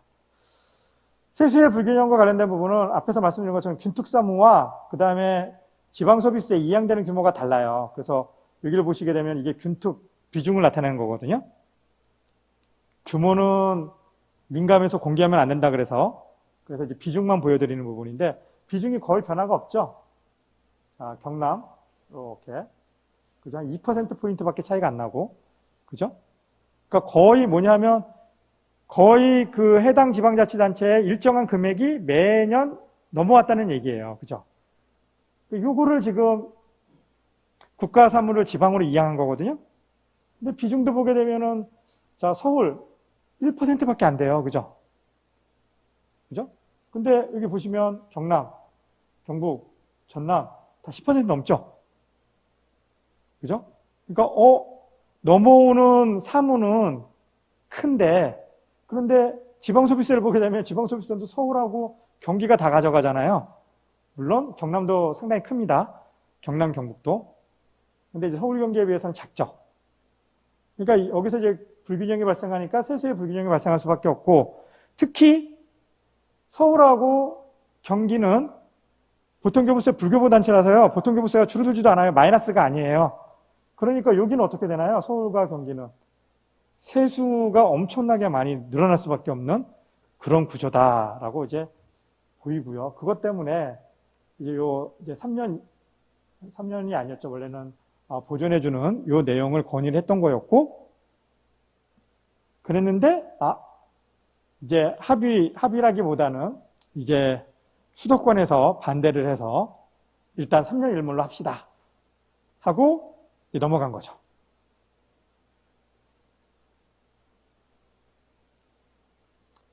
기초자치단체의 경우에는 이제 이 자체 세입이 감소했다. 아까 조정교부금하고 보통교부세가 늘어나다 보니까 얘는 이전 재원이지 않습니까? 그러니까 이전 재원 비중은 증가를 했는데 자체 세입 비중은 이렇게 서비스 확대 전과 확대율을 봤더니 서울은 56.5에서 55.3으로 하락했고 그 다음에 경남도 보면 30.6에서 30.2%로 하락을 했더라. 자, 요것 때문에 지금 이야기가 되고 있는 부분이 그러면 2단계 재정분권은 기초도 자체 세입을 증가시킬 수 있는 방향으로 가면 안 되겠느냐 이런 얘기를 하고 있는 거고요. 이게 저도 이제 여기에 대해서는 10분 이해를 하는 부분이 이제 국가와 지방을 이야기할 때도 이제 이 세입을 이렇게 넘겨주고 뭐 하다 보면 이제 국가가 할 수 있는 여지가 있거든요. 결국 국고보조사업의 이 보조율 뭐 이런 것들을 이제 건들게 되면 그러면 이 사실 지금 이제 국세 대비 지방세를 이양을 했지만 사무가 더 넘어올 수도 있거든요. 사실은 마찬가지로 지금 이제 광역과 기초관에도 똑같은 거잖아요. 그죠? 광역과 기초관에도 이렇게 이 조정교부금이 이제 증가를 하다 보니까 그러면 보조율을 본청에서 이제 좀 달리 적용을 해서 혹은 이제 보조사업을 좀 조정을 해서 그래서 기초에게 약간의 부담을 더 증가시킬 수 있는 여지가 있지 않습니까? 요것 때문에 이제 지금 기초에서는 새로 달라고 하는 부분인데 근데 뭐 새로 준다고 지방세로 준다고 해서 그 구조가 바뀌지는 않지 않습니까? 그러니까 그 근본적인 문제는 똑같이 가져가고 있는 안고 있는 상황이기 때문에 그래서 지금 이전 재원이 증가하는 것에 비해서 지방세로 증가하는 것이 더 바람직하다라는 근거로 내세울 필요성이 있는지에 대해서는 지금 논의 중에 있다라고 보시면 될 것 같습니다. 2단계 가능 세목은 결국은 이제 국세에서 지방세로 이양을 해야 되는 거니까요. 국세 중에서 지방세를 이양할 수 있는 세목이 뭐가 있을까? 이렇게 쫙 보니까요. 여기 소득세, 법인세, 종합부동산세, 그리고 부가가치세, 여기 개별소비세에서도 여기 보면 입장분, 주세, 이 정도가 있다라는 거예요. 그래서 이제 왜 그러냐 하면 이 소득세, 법인세는 우리가 지방소득세라고 해서 예전에는 이 소득세, 법인세 세액의 10% 이렇게 하지 않았습니까? 근데 지금은 이제 부과 방식이 독립세로 전환이 돼서 과세 표준은 공유를 하는데요. 그다음 감면 이런 건 별도로 운영을 해요, 지방세는. 그래서 아까 말씀드린 것처럼 만약에 과거처럼 소득세, 법인세액의 10% 이렇게 하면 부가가치세랑 똑같죠? 그러니까 지방소득세를 올리면 인상을 하면 얘를 그만큼 인하하면 됐는데 지금은 문제는 뭐냐면 뒤에서 설명드리겠지만 여기에 감면 뭐 이런 게 들어가서 세부담 중립을 맞추기가 어려워졌어요. 그래서 지금 소득세, 법인세 이 부분을 이제 지방소득세로 이양하는 거에 대해서 지금 좀 회의적인 그런 내용들이 나오고 있다라고 보시면 될 것 같고요. 종합부동산세는 이게 부동산 교부세로 내려오지 않습니까, 이미? 그래서 이제 두 가지 의견입니다. 그래서 이왕 내려오는 거니까 얘를 지방세화 하자. 이제 이런 얘기가 있는 것이고요. 또 한쪽에서는 어차피 이게 지금 자주재원으로 내려오는데 이거를 굳이 지방세로 해서 국세 대비 지방세 비중을 올릴 이유가 뭐가 있겠느냐. 특히 말 그대로 종합부동산세잖아요. 종합부동산세의 정책은 누가 결정을 하나요? 지방자치단체가 결정하지 않죠? 지방자치단체가 세율 조정권은 다 가지고 있는데요. 아니죠. 요거 말고 취득세, 재산세, 부동산과 관련된 세율 조정권은 가지고 있는데 근데 실제로는 누가 결정을 해요? 국토교통부에서 다 결정을 하고 이러다 보니까 지방자치단체는 지금 이 세율 조정권만 가지고 있지 실제로 행사를 못하고 있지 않습니까? 그런 세목을 지방세로 또 가져오느냐? 그럼 이거 결국 종합부동산세는 또 중앙이 결정할 텐데 세율을. 그러니 얘는 그냥 현재 상태로 내버려 두자. 이제 뭐 이런 얘기가 되어 있고요. 특히 이제 뭐 최근에는 취득세, 재산세 이런 것 때문에 이게 세율 조정권이 없어서 세율 조정권이 없는 건 넘겨주고 빅딜을 하자. 우리가 세율 조정권을 할 수 있는 그런 세목을 받아오자. 뭐 이런 얘기들. 그러니까 뭐 지방 소비세, 부가가치세를 지방 소비세화 하자. 뭐 이제 이런 얘기들이 이제 논의되고 있는 그런 상황이다라고 이제 보시면 될 것 같습니다. 개별 소비세 중에서는 이게 뭐 지금은 교통에너지 환경세 여전히 살아있지만 이게 원래는 개별 소비세로 합쳐질 거였는데 개별 소비세 전체가 다 지방세로 하자는 건 아니고 입장 관련과 관련된 부분. 그러니까 뭐 우리가 입장할 때 보게 되면 그 뭐 담배를 피거나 주변에서 쓰레기를 버리거나 그로 인해서 이제 외부 불경제가 발생하는데 그 비용을 해결하기 위해서 지방이 가져가야 된다라는 얘기를 하는데요. 요거는 규모가 상당히 작아요. 그러다 보니까 큰 걸 얘기하고 있는 지금 현재 이걸 이야기할 필요성이 있느냐. 이거는 이제 강론으로 나중에 이야기할 필요성이 있다. 뭐 이런 얘기들을 하고 있는 상황입니다. 자, 그래서 이제 보게 되면 이양 가능 세목에서 이제 이 부동산과 관련된 이 세목은 빼고 어차피 지방이 가져와도 세율 조정권은 없다. 그러면 이제 나머지 세목 이게 가능한데 개별 소비세 입장 관련 부분 같은 경우는 너무 작고 규모가 주세 같은 경우에는 이게 지금 현재는 국세기 때문에 생산지 중심으로 걷어들여요. 근데 지방세가 되게 되면 소비지 기준으로 과세를 해야 되지 않습니까? 그리고 소비지 기준에서 이게 징수를 해야 되는데 방법이 없어요. 데이터가 없습니다. 그러면 그 데이터를 만들어야 되지 않습니까? 만드는데 시간이 상당히 오래 걸리고 그러다 보니까 그러면 주세는 지방세가 안 되겠네? 이렇게 이야기할 수도 있지만 그냥 주세 자체를 지금 현행도 이게 균형발전 특별회계에 100% 재원으로 들어가는 거니까 지방이 이걸 그냥 통으로 받아와서 아까 말씀드린 것처럼 세수 불균형이 발생하지 않습니까? 그걸 해결하기 위한 재원으로 써도 된다. 그런 측면에서 주세를 지방세로 이양할 필요성이 있다라고도 이야기를 하고 있고요. 지방소비세는 아까 여지가 충분히 있었고, 지방소득세는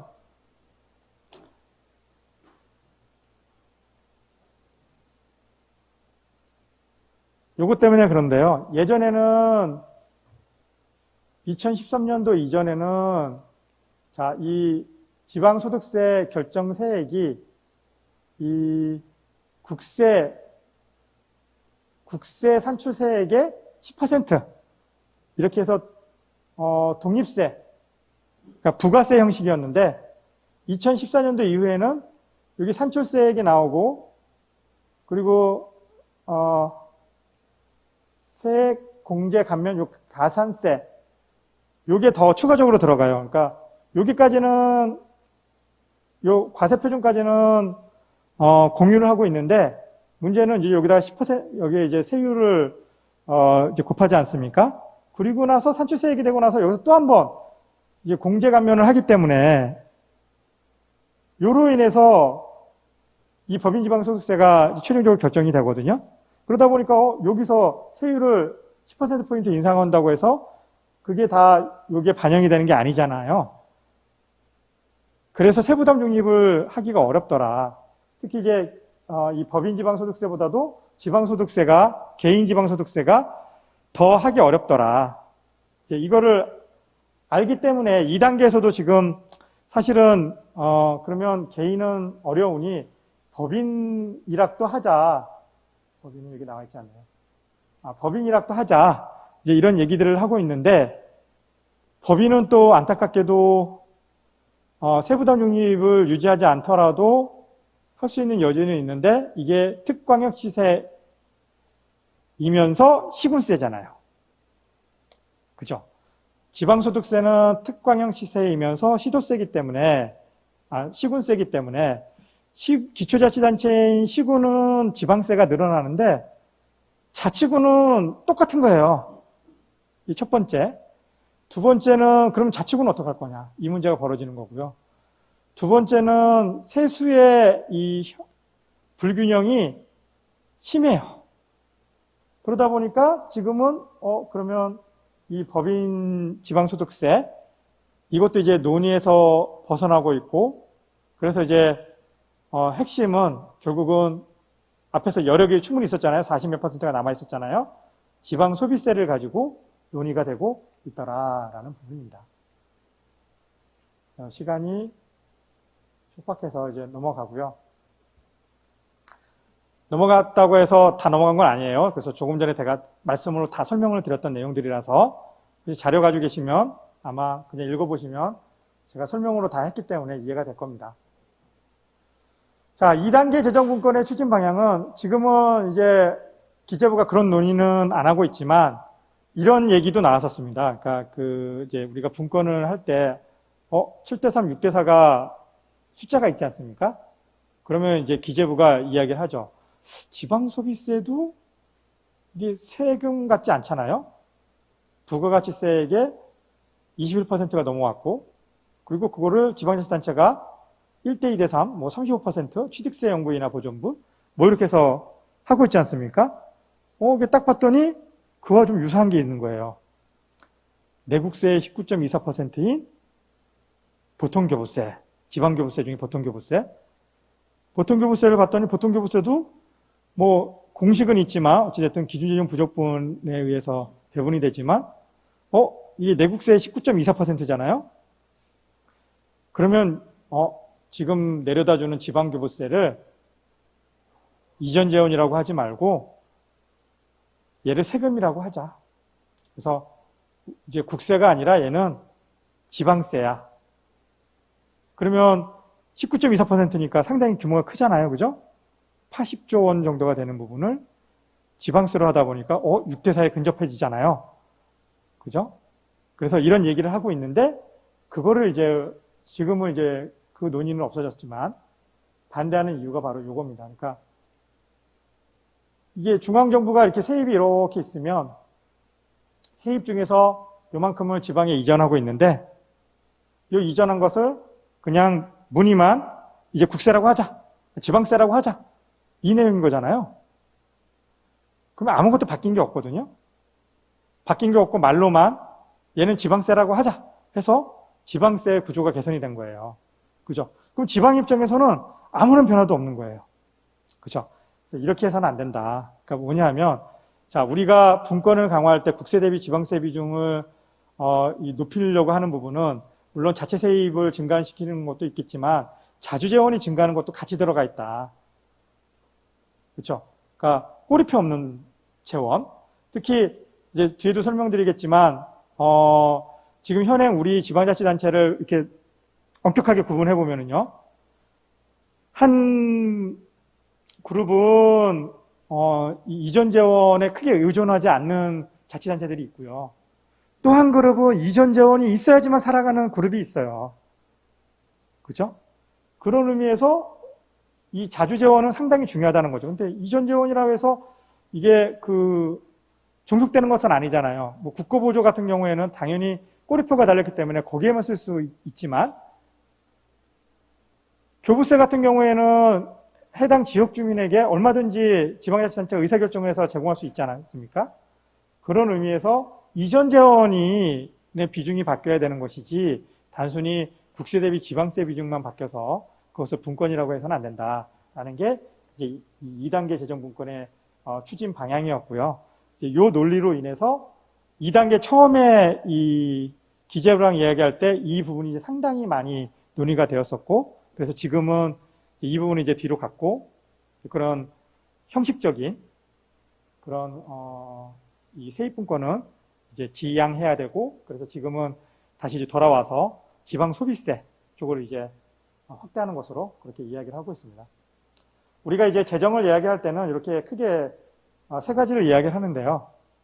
이 세 개 중에서 분권을 강화하게 되면 자원 배분의 효율성을 높일 수는 있어요. 그래서 앞에서 아까 말씀드린 것처럼 이 끈끈이 효과, 아까 얘기하지 않았습니까? 지출의 비효율성을 높일 수도 있고, 그리고 또 경제가 성장될 수도 있고, 뭐 이런 부분들 얘기했죠. 그게 이제 다 자원을 잘 효율적으로 활용을 해서, 그래서 이제 나온 아웃풋들이에요. 자, 그런데 이제 문제는 뭐냐면, 이렇게 분권을 가게 되면은 이 소득 분배의 형평성이 악화될 수밖에 없으니까 이 두 가지를 같이 가져갈 수는 없는 거예요. 정책은 하나밖에 없지 않습니까? 하나의 정책을 시행할 때는 둘 중에 하나를 택해야 돼요. 근데 세입분권은 요걸 택한 겁니다. 그 얘기는 세수의 불균형이 심화될 수밖에 없으니까, 우린 부작용을 이제 알잖아요.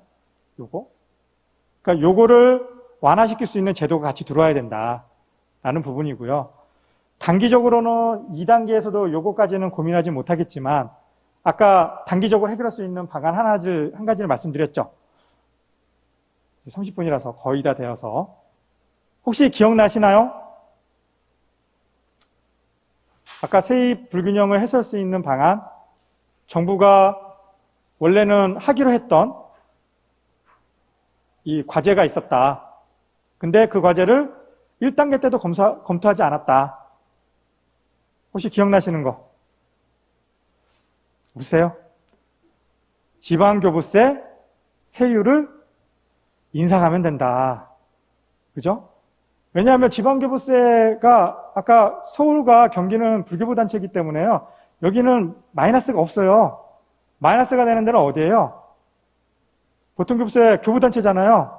교부단체이면서 지방소비세가 증가하는. 그러니까 지방소비세가 증가해도 보통교부세가 줄어들지 않게끔만 만들어주면 그럼 세수의 불균형은 당연히 완화가 되겠죠. 이제 그런 의미에서 이제 단기적으로 할 수 있는 부분은 이 보통교부세, 그러니까 자연감소분, 지방교부세 자연감소분을 보존해달라고 우리가 요구는 할 수 있다라는 겁니다. 자, 그래서 국세 대비 지방세 비중을 7대3으로 확대하기 위해서는요, 지금 현재 88.5조 원을 103.7조 원으로 이렇게 늘려야지만 7대3이 되는 거고요. 그래서 약 추가적으로 15.2조 원 규모의 지방세 이양이 필요한데 2단계에서는 이 정도 규모로 지금은 논의되고 있지 못해요. 그래서 아마도 어바웃 개념으로 7대3, 아까 뭐 말씀드리지 않았습니까? 73대 27, 뭐 이렇게 해서 어바웃 개념으로 7대4에는 접근할 수 있더라라는 부분이고요. 조금 전에 말씀드렸던 그 내용을 하기 위해서는 이렇게 지방소비세도 넘겨오고 주세도 넘어오고 그래서 이렇게 해야 되는데 지방소비세가 이만큼 넘어오려면 이게 15%포인트 정도가 될 겁니다. 그러니까 상당히 큰 규모지 않습니까? 근데 이 단기간에 기재부랑 논의할 때 이렇게 큰 규모가 넘어오기에는 어렵더라라는 게 이제 지금의 현실이고요. 그리고 이 취득세 보전분 아까 이것을 이제 일몰해서 세수 불균형은 완화 재원으로 활용하는 부분도 원래는 이야기를 했었었는데 이것도 이제 지금 현재 2단계 추진할 때에는 워낙 일정이 빡빡해서 이런 내용들을 담기는 어려워요. 하지만 우리가 지금은 그렇지만 이 다음에 또 이제 7대3, 6대4로 가니까 그때는 이런 부분들을 잊지 않았으면 좋겠다라는 거고요. 그리고 이 자주재원 축소 지향하는 부분은 이제 아까 설명드렸던 부분처럼 자, 요 자주재원이 늘어나야 된다. 분권을 강화하면서. 근데 이거에 변화가 없이 그냥 분권만 되는 것은 아무 의미가 없다. 이런 내용입니다.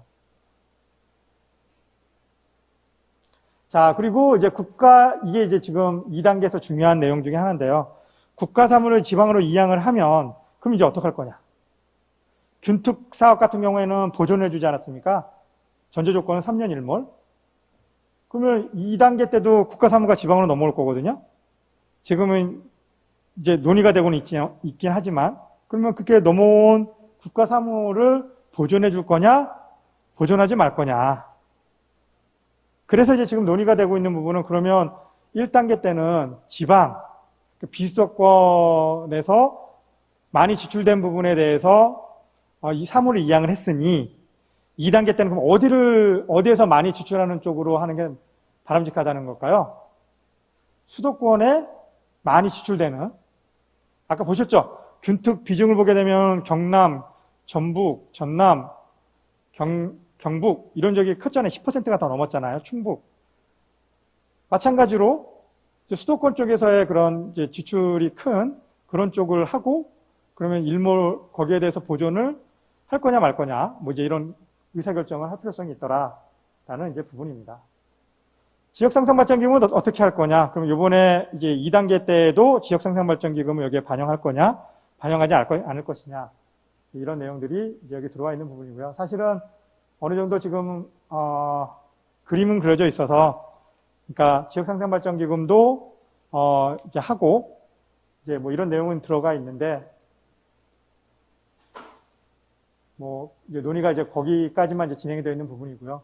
장기적으로 보게 되면 말씀드린 것처럼 이제 맞춤형 분권제도, 그러니까 두 그룹으로 나눌 수 있다 그러지 않았습니까? 현재 자체 세입으로도 충분히 운영되는 그런 자치단체가 있고, 그리고 이전 재원으로만 운영할 수 있는 자치단체가 있는데, 이 두 그룹을 하나에 모아놓고 분권을 하자. 그러면 어느 쪽에서 반대할 수밖에 없을까요?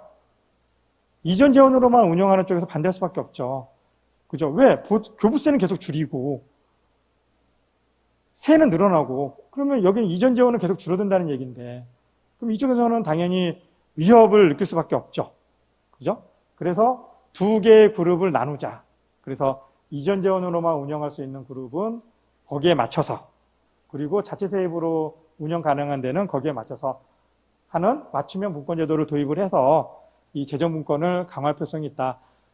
앞으로 6대4가 되면은 이 지방세 비중이 상당히 클 텐데, 그죠? 거기에 이제 대비를 할 필요성이 있다라는 부분입니다. 보통교부세도 전면 개편을 할 필요성이 있는데, 조금 전에 이제 설명드린 것처럼 서울과 경기는 불교부 단체고요. 6대4로 가면서 불교부 단체들이 막 늘어날 거예요. 그렇죠? 그동안에는 이 서울과 경기, 그다음 뭐 수원, 성남 뭐 몇 개에 불과했기 때문에 보통교부세가 그래도 이 세수의 불균형을 완화하는 재원으로 활용이 됐는데요. 근데 보통교부세 불교부 단체들이 많이 늘어난다는 얘기는 뭐예요? 나중에 분권을 하면 할수록 여기는 손해를 보지가 않잖아요. 그러니까 결국은 이 보통교부세의 이 재정 불균형을 해소할 수 있는 기능, 이게 약화될 수밖에 없기 때문에 보통교부세는 원래 목적인 기준재정 수요를 충당하는 기능, 이것으로 하고, 그 다음 세수의 불균형을 완화할 수 있는 재원은 따로 만들자. 이게 이제 장기적인 재정분권의 추진 방향이다라고 보시면 될 것 같습니다. 네, 뭐 시간이 약속드린 시간대로는 했는데요. 마지막으로 이제 잠깐만 2단계 재정분권에 대해서 지금 논의되고 있는 내용 간단하게 설명드리고 마치도록 하겠습니다. 지금은 이제 그 지방소비세가 이제 대세 세목으로 이야기되고 있고요. 다만 이 지방소비세를 하는 데 있어서 앞에서 말씀드린 것처럼 기초자치단체의 요구가 있어요. 지방세로 받았으면 좋겠다.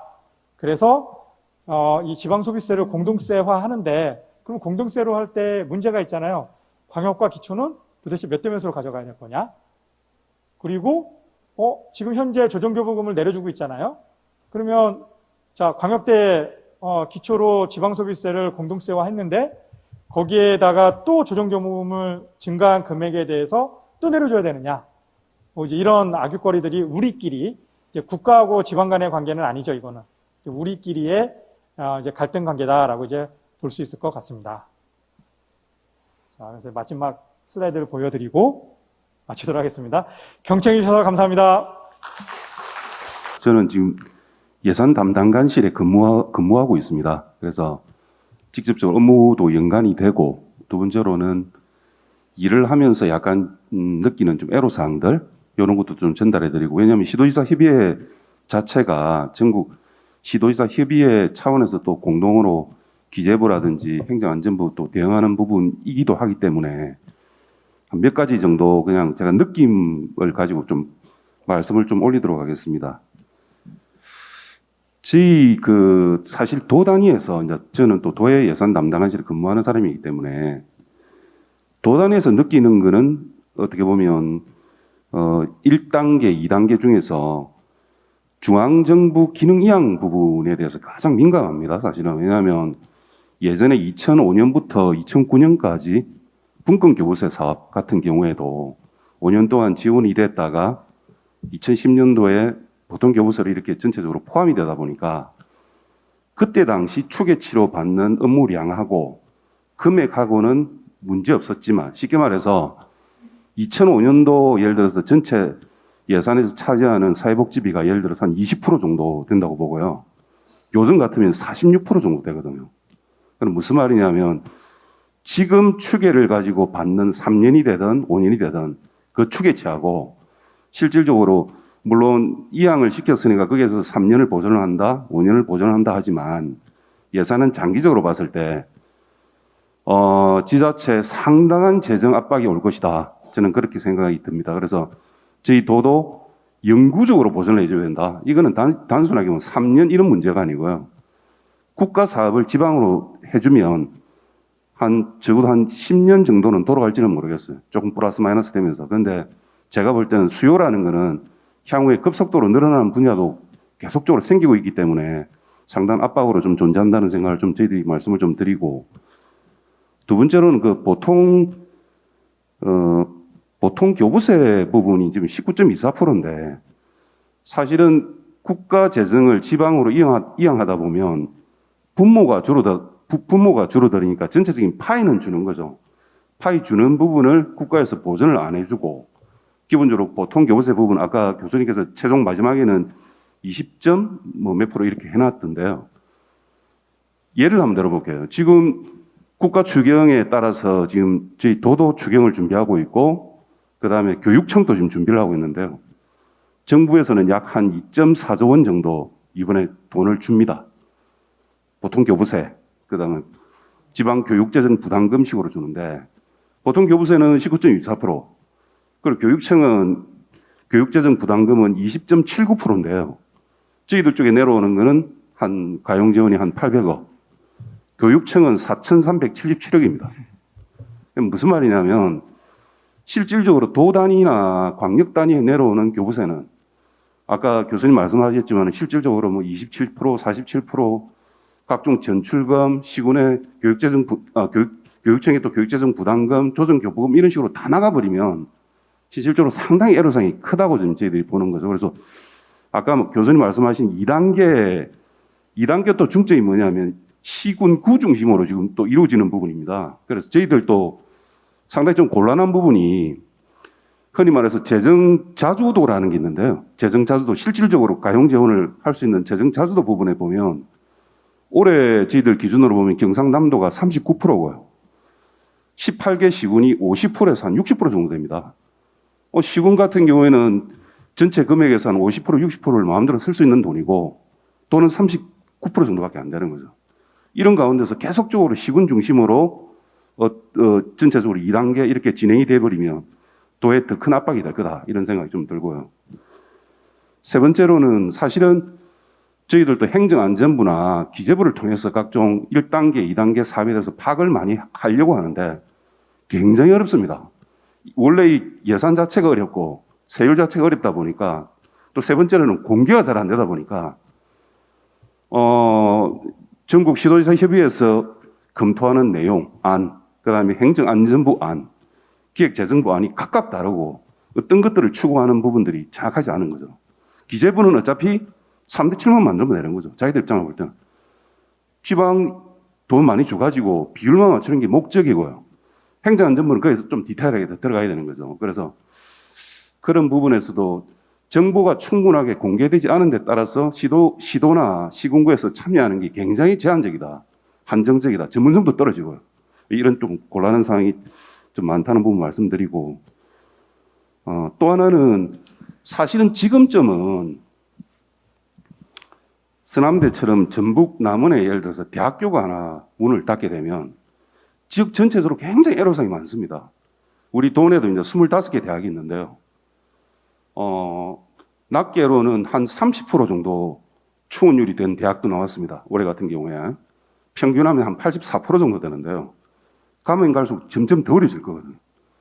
대학이 어려워지면, 교수님 또 대학에 계시니까 대학이 어려워지면 지역이 어려워지고, 지역이 어려워지면 살기 위해서 또 외곽으로 더 많이 나갈 거라고요. 인구도 유출도 많을 것 같고요. 그러면 지금 그 교육청에 내려오고 있는 지방교육재정 부담금 2.79% 중에서 일부라도 대학에서 줄기차게 요구하고 있는 전체 내국세 중에서 단 1% 하면 4조 정도 되는 것 같더라고요. 이제는 대학에 관련된 예산도 편성이 이루어져야 된다. 대학이 지원이 안 되면 대학에서 문을 닫으면 지역이 전체적으로 다 어려워지는데 거기에 대해서도 시도지사 협의회에서 좀 공동된 의견을 좀 하시면 좋을 것 같고요. 한 가지만 더 묻겠습니다. 지금 특례시 관련된 부분인데요. 이 부분도 저희들이 좀 고민을 많이 하는 단계입니다. 전국에 있는 4개 100만 이상 도시가 1월 달경에 특례시 출범이 이루어질 것 같은데, 기본적으로 특례시 출범을 할 때 광역의 재정에 부담을 안 주는 조건으로 통과된 걸 알고 있고요.